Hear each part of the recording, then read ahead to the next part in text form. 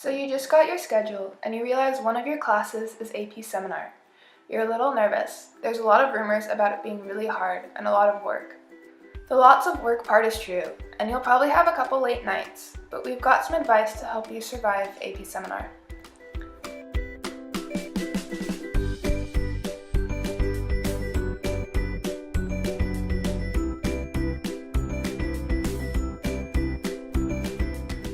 Let's address your first couple of assignments.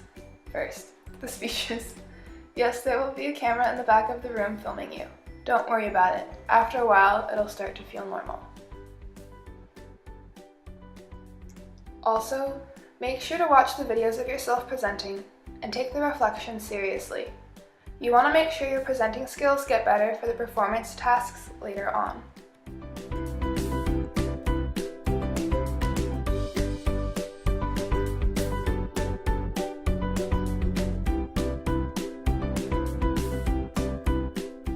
Now, let's go on to the researching part of this class.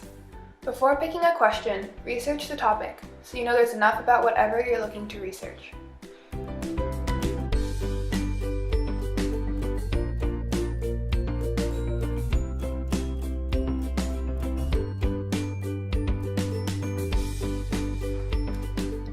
Once you're familiar with your topic, use databases to research further. Databases are really helpful because they already have citations that you can just copy and are trustworthy.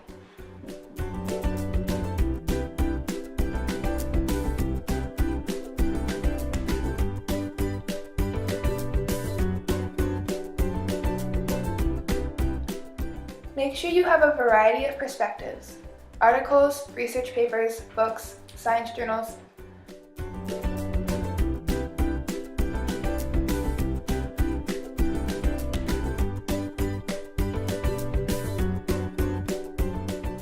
While reading your sources, remember to annotate and take notes. If the article references another source or brings up an idea relating to your research question, look it up.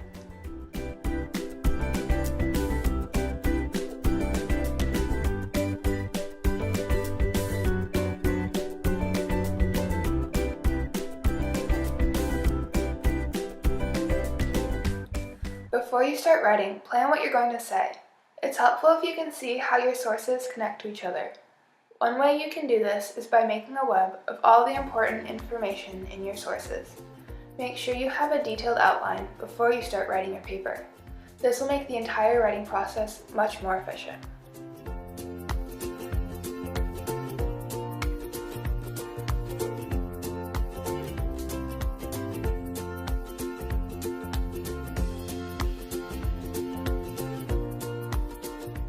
When you're writing your research paper, make sure to establish the credibility of a source every time you introduce a new one.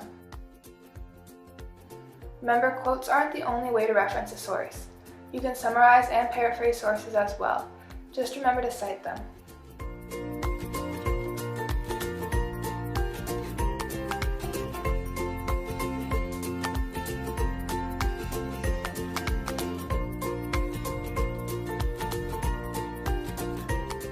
During PT1 and PT2, your AP Seminar teachers may not be allowed to look over your work, but that doesn't mean other teachers can't. If you have any questions throughout the writing process, bring your essay to another teacher, like your English teacher or Mrs. Cottrell. They can help you revise your essay. Throughout the research and writing process, talk to your classmates about their projects. Your classmates may have research from their own project that can benefit your own. Your classmates can also help you identify what parts of your argument need more work, or if you need to add something to it. Lastly, set deadlines for yourself. Just because you have a lot of class time to research doesn't mean you can use it for homework for other classes. Putting off your research and writing means staying up late the night before it's due, and trust me, you don't want to do that. Both PT1 and PT2 require you to present your findings. Along with a speech, you will also be required to present your PowerPoint. The key to giving a great presentation is rehearsing. Like every other assignment in this class, try not to procrastinate and save time at the end to present to your family, friends, or in front of your mirror. As explained, peer feedback is extremely useful in improving your work. When you're planning out what you're going to say, remember to make note cards instead of printing out your entire speech word for word. Make bullet points so that you'll force yourself to give eye contact and prevent yourself from reading off your notes. On your note cards, make sure to mark each slide change. Practice with a timer so that you don't end up having a short or overly long presentation.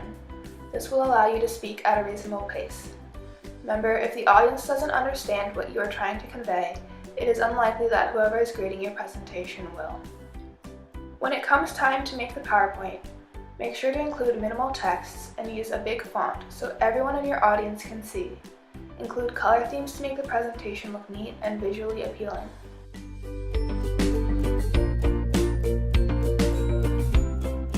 Finally, at the end of the year, you'll be taking the end of course exam. There are two parts of the EOC, Part A and Part B. Before you start panicking, know that the exam tests you on skills that you've been doing all year.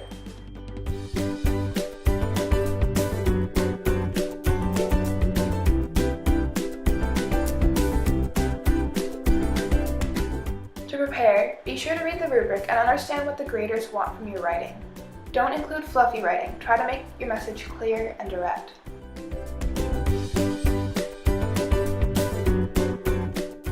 Your teachers will most likely give you practice tests, and although it may feel redundant and tiring, make sure you use a timer. Practicing with a timer would ensure that you don't end up rushing through your exam on test day. Part A tests your ability to analyze an article. There are 3 questions within Part A. Question 1 asks for the author's claim. Question 2 asks for the explanation of the author's reasoning, and Question 3 wants you to access the credibility of the evidence used. For Part A, if you feel like you still need additional practices, you can always look up an article online and annotate it.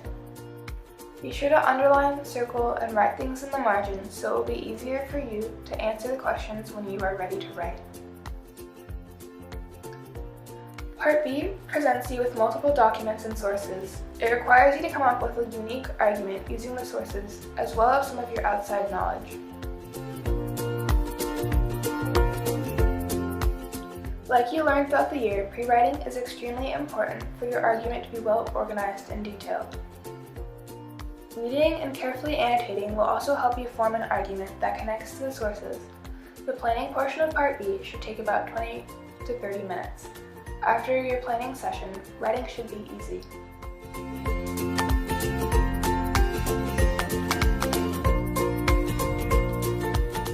And there you have it, a mini crash course on how to survive AP Capstone. You can do it!